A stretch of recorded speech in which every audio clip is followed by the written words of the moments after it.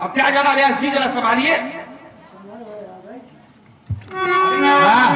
आज नींद में आ बैठो इसीलिए हम कहेंगे थोड़ा सा जग जाओ। तो विचार करने लगा, प्रभात का समय भी हो गया। चला असहदे बिचारा, वो चलते चलते विचार भी करने लगा कि शिव विरोध ध्रुव मरण हमारा। अगर मैं विरोध करने जाता हूं तो भगवान शंकर के पास जाने पर मैं बचूंगा नहीं। क्यों? क्योंकि अगर वही कार्य देवताओं के लिए वो कार्य अच्छा है और वही कार्य भगवान शंकर के लिए अच्छा नहीं होगा। वो कार्य देवताओं के लिए अनुकूल है लेकिन भगवान शंकर के लिए वही कार्य प्रतिकूल हो जाएगा।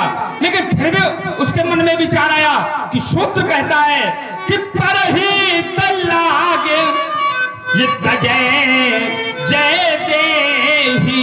अच्छा, उसने विचार कर लिया कि जाऊंगा तो मरना निश्चित है, फिर भी उसने कहा कि मैं उस कार्य को करूंगा क्योंकि इस कार्य के करने से देवताओं का कल्याण होगा। तो पर ही तल्लागे ये जय जय देही तो संत प्रसन्न सही तेही। जो पराय हित में अपने प्राणों का प्रत्याग कर देता है, बलिदान कर देता है राजकुमार, तो संत तो उसकी प्रशंसा होने लगती है और संत लोग भी उसकी प्रशंसा करने लगते हैं। तो ये जानकर के वो गया तो कहीं न कहीं से उसके मन में वो कोई विकार उस समय नहीं था।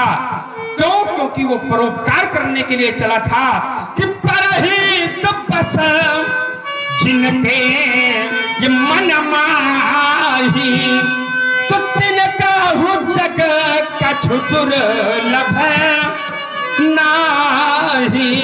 जिनके मन में प्रहित छिपा होता है तो उसके कोई कार्य कोई अगम्य नहीं होता है। राजकुमार तात्पर्य है। और लक्ष्मण कुमार के अन्य वचनों को मैं विचार करने लगा तो लक्ष्मण कुमार ने कहा कि आपके द्वारा दर्शन दिया गया कि जो महेश मोह पर अनुकूला तो कहाऊ कथा मुद मंगल। तो बोले ये कथा तो उनकी है। तो एक बार आचार्य तुलसी से पूछा गया, बोले ये है क्या? तो का शंभु प्रसाद ये सुमति ही हुलसी रामचरित मानस कवि। तो भगवान शंकर का ये प्रसाद है। और जब भगवान शंकर का प्रसाद है तो प्रसाद सदैव मंगल करता है। तो प्रसाद का अगर शाब्दिक अर्थ निकाला जाए तो पा नाम परमात्मा का, सा नाम साक्षात का, दा नाम दर्शन का। जिनके कहे गए कथनों के द्वारा और श्रवण किए गए उस परमात्मा के माधुर्य मूर्ति की दर्शन भी होने लगता है, ललक भी दिखाई देती है, झलक भी दिखाई देता है, उनका चित्रण भी दिखाई देने लगता है। और अगर मंगल पर मैं विचार करता हूं तो अगर भगवान शंकर के अलंकारों पर, भेष पर देखा जाए तो भगवान शंकर की जटाओं में किनका वास है? गंगा का। गंगा क्या है?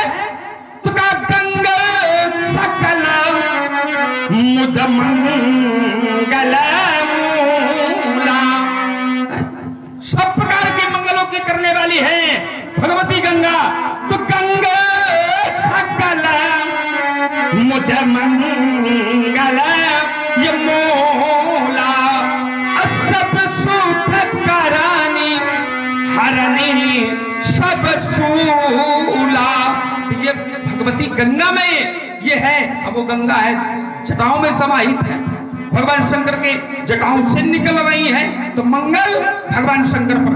और अगर विश्राम पर देखा जाए तो जब भगवान शंकर कथा सुनाने लगते हैं तो वो है क्या? तो का बुध विश्राम सकल जनरंजनी। बुद्ध जीवों को विश्राम प्राप्त होता है, वही भगवान शंकर का प्रसाद है राजकुमार। तो कुशल भी यही, मंगल भी यही और विश्राम भी यही, कहीं जाने की कोई आवश्यकता नहीं है। बहुत सुंदर भाव और इस परंपरागत सुंदर अभिनय में मंगल के स्वरूप में हम थोड़ा कहते हैं कि मंगल के स्वरूप नहीं है, पर मंगल के स्वरूप वो है कहां से? अब जैसे अर्धाली आपने अंतिम पढ़ी है और उसी को ले रहे हैं, बोले विश्राम कहां से मिलेगा? तो चौपाई का आधा चरण आपने पढ़ा, आधा चरण छोड़ दिया।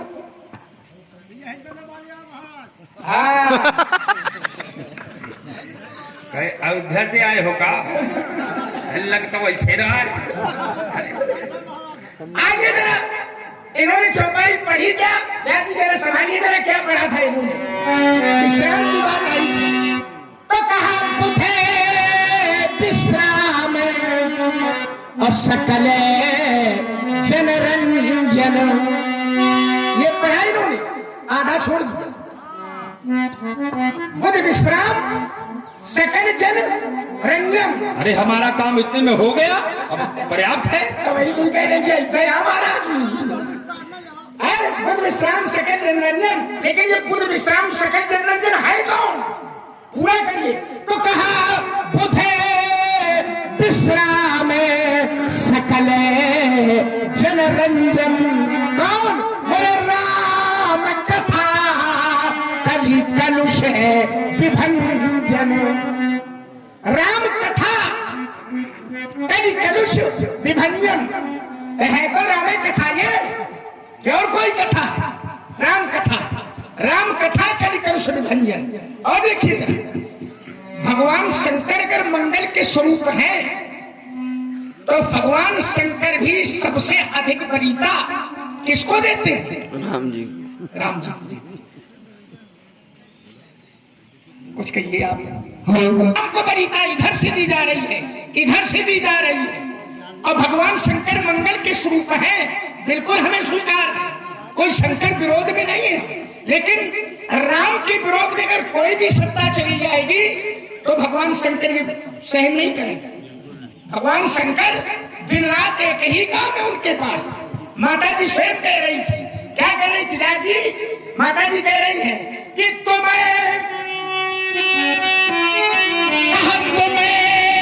पुनि राम राम दिन राती। अरे भाई भोले बाबा के दिन रात एक काम तो है, राम राम राम राम राम राम राम। तुम्हें पुनि राम राम दिन राती, सागर जपहू अनंगे अराहाती। सागर जपहू, भगवान शंकर निरंतर लगातार सागर राम नाम का जाप करते और राम नाम के प्रभाव से भगवान शंकर मंगल मूर्ति है। और देखिए जरा, चलिए मंगल की बात एक और आ गई। हमारा अफ्रीका की गंगा, बुध मंगल मूला, मंगल की मूल है गंगा। और बोले गंगा कहाँ है? बोले गंगा भगवान शंकर के जटाओं में। अरे भाई शंकर की जटाओं में तो बाद में है गंगा, शंकर की जटाओं में तो बाद में है, पहले कहाँ है? शंकर जटा से पहले कहीं है, और जहां है उसके पहले और कहीं से। गंगा का मूल जो है, उद्गम जो है, वो कहां से है? वो भी पंडित जी यहीं से। जही पद सुर सरिता परम पुनीता, प्रकट भई शिव शीस धरी। जही पद सुर सरिता, पद सुर सरिता परम पुनीता, प्रकट भई। तो जब प्रकट न होगी तो शंकर बाबा की चेतन में कहां से समाई? तो पहले तो प्रकट भाई, तो प्रकट कहां से भाई? जही पद सुर सरिता, इन्हीं चरणों से निकली है। तो जब पहले चरणों से निकली, फिर ब्रह्मादि के कमंडल में, अब कमंडल के बाद जब छोड़ी तो गंगा जी शंकर की जटन में। तो मूल कहां से? गंगा जी यहीं से है। अगर मंगल देने वाली है गंगा तो यहीं से है। विश्राम की बात आई, एक भक्त कह रहा था, राम काज कीन है बिना मोहि कहा विश्राम। बिना राम के काम के किसी को विश्राम मिलने वाला नहीं है। इसलिए विश्राम भी यहीं से है, मंगल भी यहीं से है, और कुशलता भी यही से है। देखिए अगर मूल पर देखा जाए, लक्ष्मण पंत ने कहा कि गंगा का मूल क्या है। अगर मूल देखा जाए तो किसी महापुरुष या किसी संतों का अगर कृपा न होती तो आज गंगा धरातल में न आई। यानी कपिल मुनि के द्वारा अगर श्राप न दिया गया होता, सगर के 60,000 पुत्र भस्म भी न किए गए होते तो गंगा आने का मार्ग नहीं था। जब उन्होंने कृपा करी, अब मार्ग बताया, फिर तुम्हारे पूर्वज लगे रहे, कई पीढ़ियां व्यतीत हो गई, तब जाके गंगा आ पाई। तो गंगा वहीं जाएगी जहां मंगल निकलता होगा। मंगल के स्वरूप भगवान शंकर। और चलो अब ऐसे नहीं, अगर उनके पुत्र पर देखा लिया जाए तो वो भी मंगल कैसे है। तो का मोदक प्रिय मुद मंगल दाता,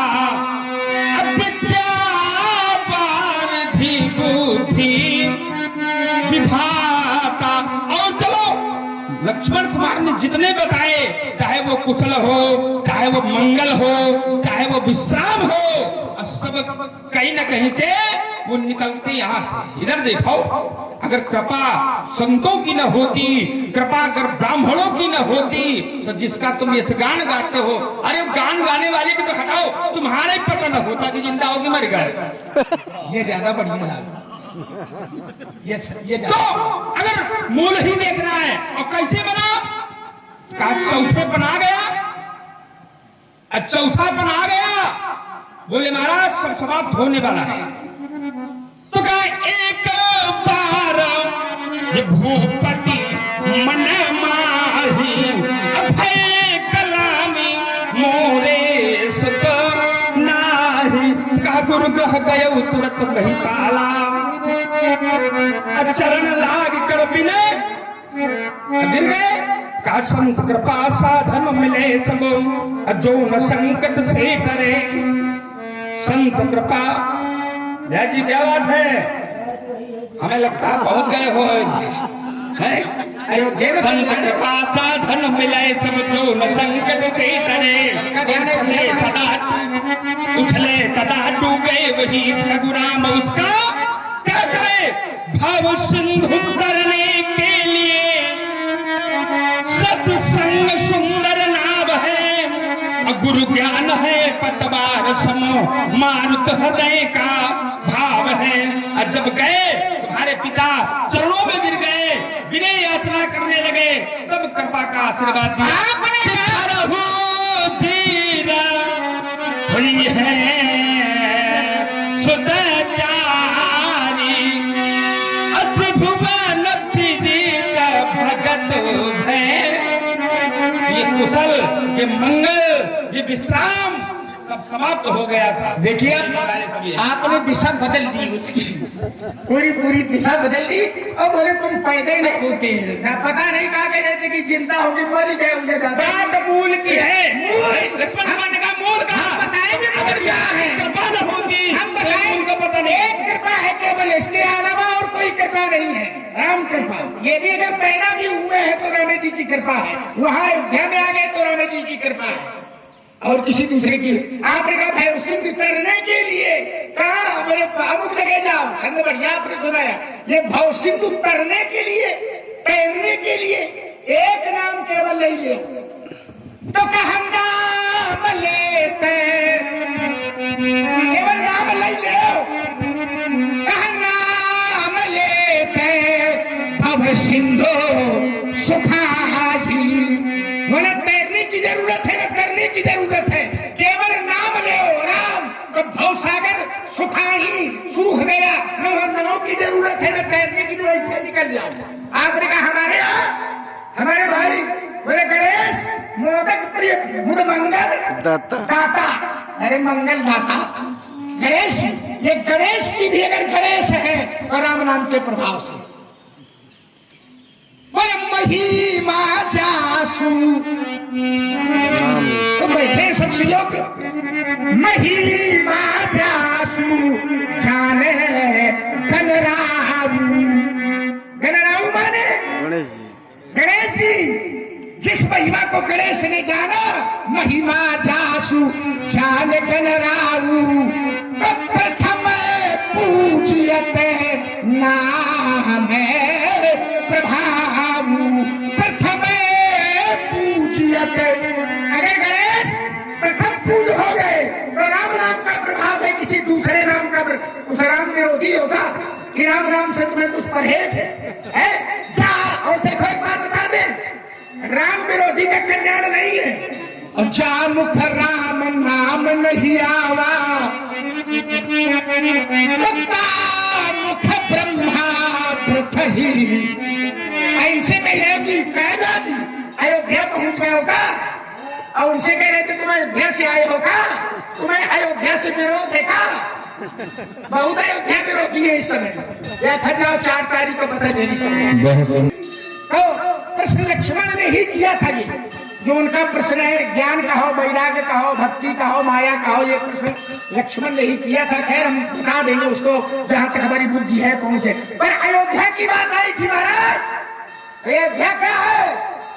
तो कहा अयोध्या का प्रभाव बहुत लोग नहीं जान पाते हैं। एक भाई अयोध्या का प्रभाव नहीं जानता था और चला गया दूसरी जगह। बहुत कालखंड बाद उसने कहा कि तब नहीं जान पाया था, लेकिन अब जान गया मैं अयोध्या का प्रभाव। अब जाना मैं अवध है। अयोध्या, अयोध्या अथर्ववेद के कांड 10 सूक्त 2 मंत्र 28 उत्तरार्ध से लेकर मंत्र 33 तक इसकी व्याख्या है। अकारो वासुदेवस्य यकारस्तु प्रजापति उकारो रुद्ररूपस्तु त्वाम ध्यायन्त मुनीश्वर। अष्टचक्र 9 द्वारा नगरी धर्म संपदा दशयों गान्य तृण ध्यातव्य सर्जोस्त्र भोगस्थानम प्रयत्न लीला स्थानम तम भवि भोग लीला पते रामो निरंकुश विभूत। अष्टचक्रा नवा द्वारा देवा नाम पूरी अयोध्या। अब चलिए रामचरित मानस से इसको बताई दे रहे। एक ने कहा अयोध्या का प्रभाव नहीं जानता, लेकिन अब अयोध्या का प्रभाव है। ये अयोध्या है क्या? तब महाराज कहते हैं अयोध्या से आया होगा, अयोध्या से यद्यापि सब वैकुंठ बखाना, यद्यपि सब वैकुंठ बखाना, लेकिन अवधेपुरी समय प्रिय नहीं सोऊ। और यहाँ प्रसंग जाने ये प्रसंग कोई जानता है महाराज, सब नहीं जानते हैं। इसलिए अयोध्या का विरोध न करो, चलो अयोध्या। और दुनिया की निगाहें, विश्व की निगाहें इस समय अयोध्या पे लगी है, रामलला पे लगी है। तुम रामलला के विरोध में हो मेरा कुछ है और राम को न जाने का आता है। उस पंक्ति से आप हट जाओ, अलग हो जाओ। रजनी का फिर मैं कह रहा हूं कि ये सतत तो ऐसा है राम बार बोले राम ही सुमरिए अगाइए, राम ही संतत संतत निरंतर लगातार एक और नागा न हो। संतत सुनिए राम गुण ग्राम ही, संतत सुनिए राम गुण। अच्छा ये तुम्हें तुम्हारी अयोध्या की सौगंध है, ये सत्य सत्य बताना। कृपा किसकी है अयोध्या में जिसका तुम गुणगान गाते हो? हाँ तो ये ब्राह्मणों की। अगर न गए होते तुम्हारे पिता और यज्ञ न कराया गया होता तो क्या तुम आ गए होते? तुम्हारा कुछ पता नहीं था कि तुम जिंदा है कि मर गए हो, है? तो जहां की कृपा है उसे स्वीकार करो। तो अष्टचक्र नव द्वारा, तो अगर ये अयोध्या पूर्व समय में क्या थी और ये आई कहां से? आई कहां से, है ना? पूर्व नाम जो अयोध्या का था वो था कौशल। तो क्या कौशलेश दशरथ के जाए, पहले अयोध्या नहीं था, पहले था कौशलपुर, था विजय नाम संवत्सर का। जिस समय भगुराम पधारा था, इस समय जब मेरा क्षत्रिय विनाशक युद्ध चल रहा था और उस समय मैंने देखा कि 3 राजवंशियों से अयोध्या वासियों के, कौशलपुर वासियों के युद्ध हो गया। अब तीनों राजवंशियों वालों ने मिलकर के, कौन कौन है, हयास, ताल, जंगास, सूरास, शशबिंदवा, जिससे प्रतिराजान उदपत्यंत सूत्र। तुम्हारे यहां महाराज असित नाम के राजा थे और उनका युद्ध 3 राजवंशीय राजाओं से हो गया, है वंशी और तालजंग वंशी और शशबिंद वंशी। अब तीनों शशबिंदुओं, है वंशियों और तालजंग वंशियों ने, तीनों ने मिलकर के कौशलपुर को समाप्त कर दिया, राजपाट को सब छीन लिया और महाराज असित को कौशलपुर से निकाल दिया गया। और ये गतिविधियां बनती रही। और जिस समय मेरा क्षत्रिय विनाशन युद्ध चल रहा था, तब मैंने सुना था कि कौशलपुर में भी राजा है। तो जब मैं युद्ध के लिए वहां पर गया, तो जाने के बाद राजकुमार, तो वहां पर तुम्हारे जो पूर्वज थे वो नारी का भेष बनाकर मेरे समक्ष आ गए। और एक बालक था वहां पर, उस बालक को नारियों के द्वारा छिपा लिया गया। तब मैंने वहां जाकर कहा, ये क्या हो रहा है? बोले महाराज हम आपस में विनोद कर रहे हैं। मैंने कहा चलो विनोद तो कर रहे हो, लेकिन तुमने छिपाया किसको? बोले ये बालक है। मैंने कहा इस बालक का नाम होगा नारी कवच। तो बोले ऐसा नाम क्यों आपके द्वारा? ऐसा नाम अगर आप रखाएंगे तो समाज में इसकी इज्जत नहीं बनेगी। मैंने कहा इस बालक को जब ये कभी युद्ध में जाएगा और इसको कभी भय सताएगा तो ये नारियों का भेष बना लेगा, क्योंकि नारी के द्वारा इसकी रक्षा की गई है, तो ये कभी मारा नहीं जाएगा। बोले नहीं महाराज, इसका नामकरण आप कीजिए, इस नाम को हटाइए। तब मैंने उस बालक का नाम रखा मूलक। और मैंने देखा कि यहाँ पर कोई योद्धा नहीं है कौशलपुर में, तो जब योद्धा नहीं तो आ योद्धा। जब मैं पद करने के लिए गया, तो जब किसी का पद नहीं तो आ वध, तो अवध और अयोध्या ये नामकरण यहाँ से दिए गए। ये जब न लगाओ, थोड़ी थोड़ी करो, गलत अर्थ न लगाओ। दिशा आपने फिर बदल दी। ये भौतिक स्वरूप हो सकता है। बोले पहले क्या मूल में अयोध्या है। अयोध्या नगरी नित्याम सच्चिदानंद रूपणी। अयोध्या मूल है, ये भौतिक स्वरूप आप बता सकते हैं। अयोध्या नगरी नित्याम, क्या नित्याम? सच्चिदानंद रूपणी। सामान्य थे नहीं है। यस्याम सेन वैकुंठे गोलोकादि प्रतिष्ठित। इसके अंश से, अयोध्या के अंश से, यस्याम सेन वैकुंठे गोलोकाद, वैकुंठ और गोलोकाद इसके अंश से प्रतिष्ठित होते। ये जो आप बता रहे हो ना, इसका भौतिक स्वरूप है। अयोध्या का तात्विक स्वरूप है। जैसे राम अनाज, ऐसे अयोध्या भी अनाज। जैसे राम का अवतरण होता है, ऐसे अयोध्या का अवतरण होता है। नित्याम सच्चिदानंद रूपेण यस्याम सेन वैकुंठे गोलो। इसके अंश से वैकुंठ प्रतिष्ठित होता है, अयोध्या के अंश से गोलोकाद। ये जो आप बता रहे हो, ये भौतिक स्वरूप है इसका। ये कथाएं जितनी बता रहे हो, जैसे आपने बताया हम गए अयोध्या और नारी कवच, नारियों ने छिपा लिया, ये इसका इस कथा से तादात्म्य नहीं है, इसका संबंध नहीं। महाराज शिव संहिता पंचम पटल अध्याय 2 में अयोध्या, कौशला, राजधानी, सत्या, साकेत ये नाम दिए गए हैं। तो अयोध्या जो है भोग स्थानम पर अयोध्या, एक भोग की अयोध्या, लीला स्थानम तंभवी, एक लीला की अयोध्या, दो अयोध्या। भोग स्थानम पर अयोध्या, लीला स्थानम तंभवी, भोग लीला पतिरामो निरंकुश विभूता। अथर्ववेद में बात आई है। एक भगवान की रहने की अयोध्या और एक लीला करने के लिए आते, वो लीला की अयोध्या, दो अयोध्या। वही तो मैंने कहा कि जैसे भगवान का अवतरण होता है, ऐसे अयोध्या का अवतरण होता है। तो भौतिक स्वरूप भी इसका आप बता सकते हैं, लेकिन तात्विक स्वरूप में जब जाएंगे तो शास्त्र हमारे कहते हैं, आचार्य हमारे कहते हैं, वेद हमारे प्रमाण देते हैं कि जो अयोध्या है इसके अंश से ही सब प्रतिष्ठित होते हैं। जैसे राम के अंश से ईश्वर अंश, जीव अविनाशी चेतन, ये सब उसी का अंश है।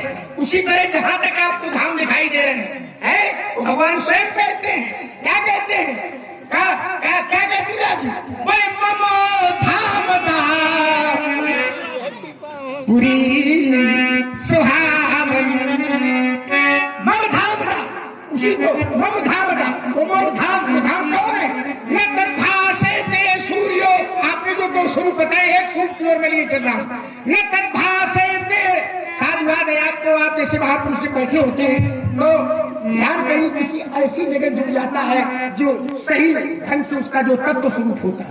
न तद्भासे ते सूर्यो न शशांको न पावका यद गत्तवा न निवर्तन्ते तद्धाम परमं मम, तद्धाम परम। जह सुनत गावत कहत समुझत परम पद नर पावई, रघुवीर पद पाथोज मधुकर दास तुलसी गावती, न तद भाषते सूर्यो न शशांको न पावका यद गत्वा न निवर्तन्ते तद्धाम परमम्। तद्धाम। इसलिए महाराज वो राम और वो अयोध्या, उसका तात्विक स्वरूप ये है, आपने जो बताया बिल्कुल सही है। भौतिक स्वरूप उसका हो सकता है, भौतिक स्वरूप उसका हो सकता है, लेकिन तत्व स्वरूप, और तत्व स्वरूप राम जी भी है। राम, एक प्रश्न आया था, ज्ञान क्या है, वैराग्य क्या है, भक्ति क्या है, क्यों? आप बताओ, आप ज्यादा बढ़िया बताओ। चलिए बढ़िया। लक्ष्मण कुमार के कथनानुसार ये अवतरित होती है। देखिए अयोध्या अवतरण विषय अलग हो गया।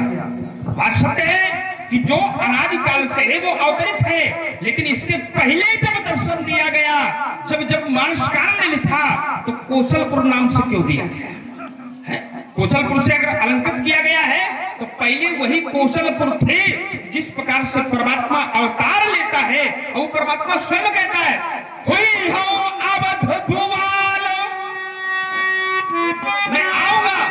जब वो परमात्मा अवतार लेगा तभी वो अयोध्या अवतार ले सकती, इसमें कोई संदेह नहीं है। लेकिन है वो कौशलपुर, अब कौशलपुर ही बनी अयोध्या, और उसका कोई न कोई कारण यहाँ से बनता है कि जैसे रामचरितमानस में शब्द बहुत आए,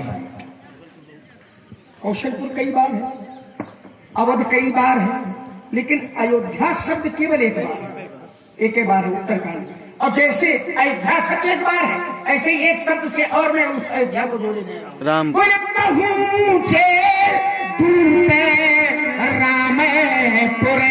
पावन, कहां पहुंचे? इसका संबंध जो आप जोड़ रहे हो वो नहीं, कहा? बोले रामपुरे पावन, ये रामपुर है, राम जी का पुर है, राम की नगरी है, ये अयोध्या है, ये अपराजिता है, जिसको आप अपने ढंग से अर्थ कर रहे थे।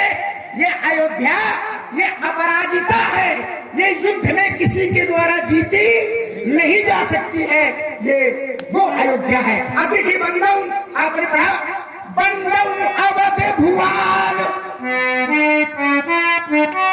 अवध भुवाल की वंदना कथाकार कर रहा है, क्यों कर रहा है? पूरा करो। सत्य प्रेम जहि राम पदम, फिर देखिए में आ गया वही सब, सत्य प्रेम जहि राम पद, सत्य प्रेम है राम के चरणों में। बिछुरत दीन दयाल प्रिय तन तृण इव परिहर, शरीर को उनके प्रेम में तिनकी की तरह शरीर का त्याग कर दिया।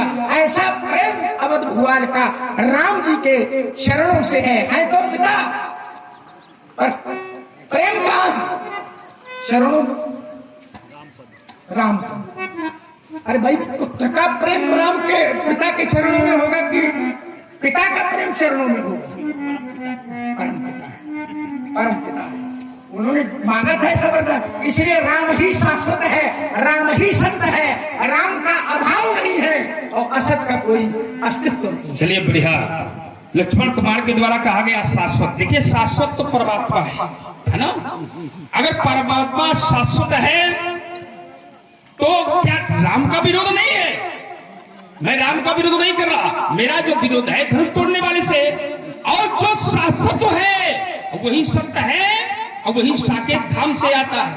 तो विचार एक बार वर्णन आया ब्रह्मवेद पुराण के अनुसार, बोले वैकुंठ धाम के बाईं ओर 50 करोड़ योजन की दूरी पर वैकुंठ वो ब्रह्मलोक बसाया गया और वैकुंठ धाम के दाहिनी ओर 50 करोड़ योजन की लंबाई और चौड़ाई पर शिवलोक बसाया गया और उसके तत ऊर्ध्वम शतकोटि यानी उसके 100 करोड़ ऊपर वहां पर साकेत धाम है, जहां से वो परमात्मा जब आता है तब वो आता कब है? कहा जब जब नाथ सुरन दुख पायो तो नाना तनुधर तुम ही नसायो।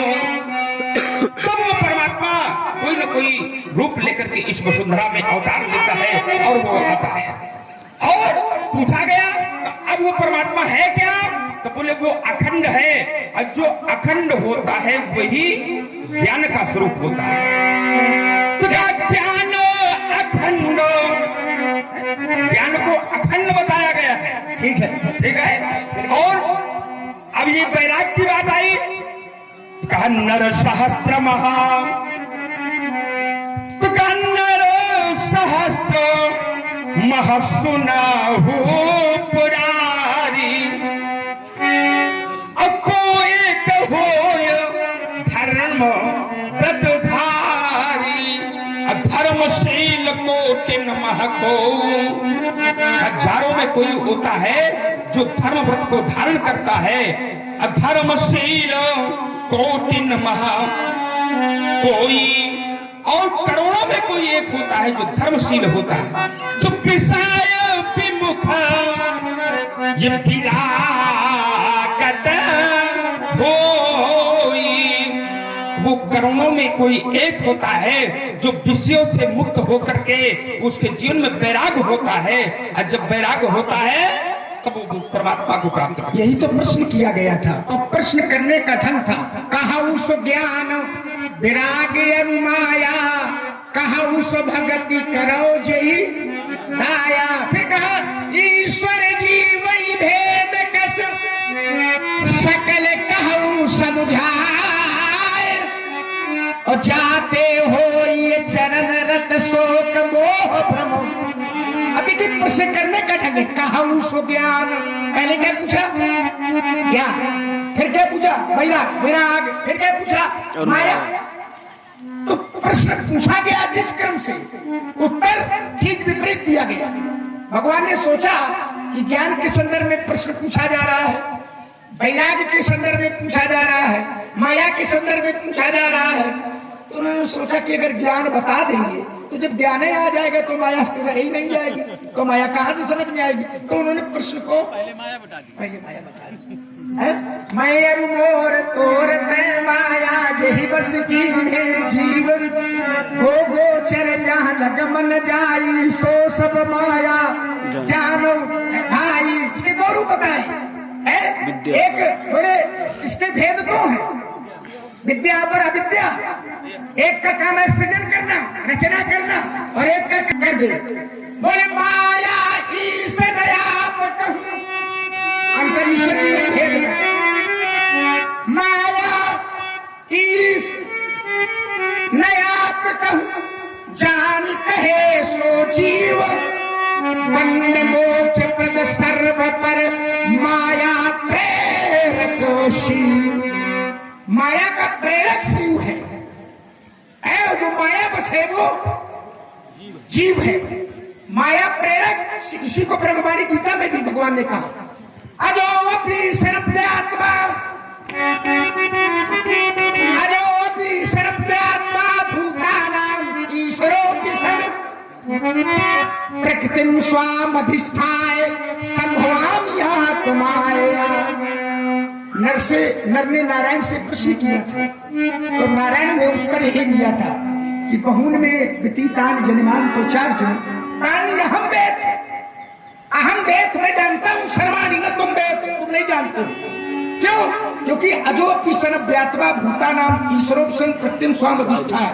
सारा संसार प्रकृति से उत्पन्न होता है, मैंने एक रचय नहीं निज बल ताके, उसका अपना बल नहीं, मेरी प्रेरणा, मैं अध्यक्ष प्रत्यम सूयते सचराचर। और देवी हरेशा गुणमयी माया दुरत्या माम एक प्रकटन्ते माया मेताम कंदते सर्वभूतानि कौन्ते प्रकृतिम यान्ति माम काम कल्पक्षय पुनस्तानि कल्पात्।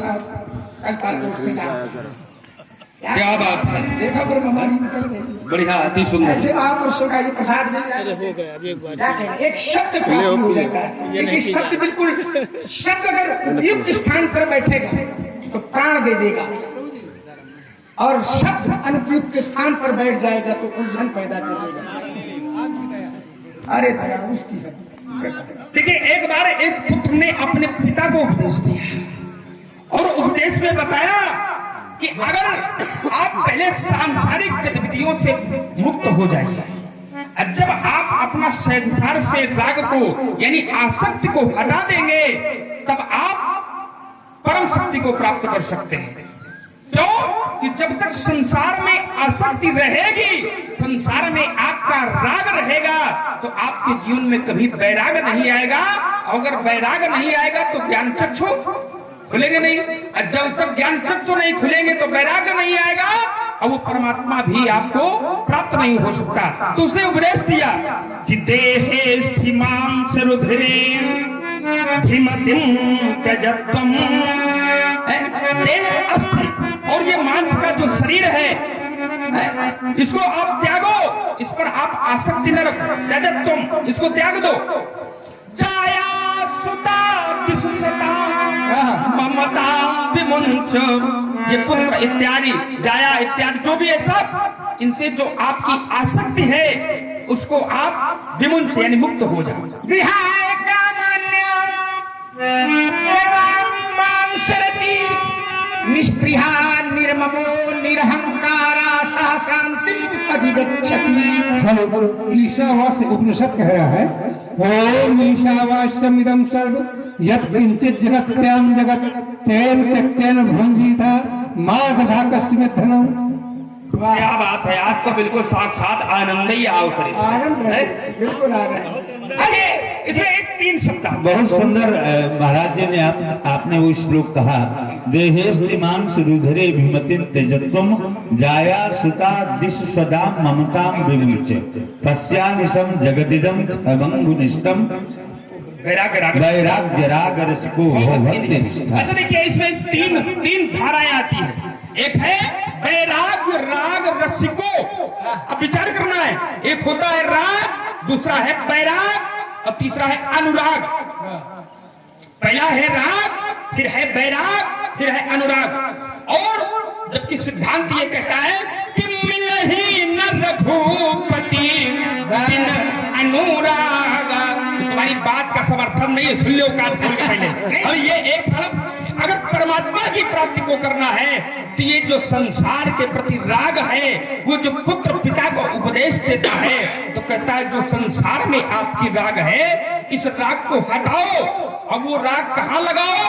वैराग्य में। जब आप वैराग्य में वो आसक्ति परमात्मा के प्रति लगा देंगे तो वही बन जाएगी विरक्ति, और वही अनुराग का स्वरूप हो जाएगा। तब वो परमात्मा एको देवः सर्वभूतेषु गूढ़ः सर्वव्यापी सर्वभूतांतरात्मा। अब वो परमात्मा एक है, और उसको प्राप्त करने के लिए पहले संसार को आपको भूलना पड़ेगा। जाने जिस परमात्मा को जब जान लिया जाएगा तो जगो जाए, फिर उससे संसार के प्रति कोई आसक्ति नहीं रहेगी। अनासक्त कर्म फलम कार्यम कर्म करोति यहाँ अनासक्त आसक्त रहित। एक बार एक महात्मा से मैंने पूछा, लेकिन 3 शब्द है महाराज। असक्त, पहला शब्द शक्त, शक्ता, फिर असक्त और फिर आसक्त। शक्त जैसे कह दिया जाए असक्त, तो छोटा जब लगेगा तो इस असक्त का अर्थ है अनासक्त, आसक्त रहित।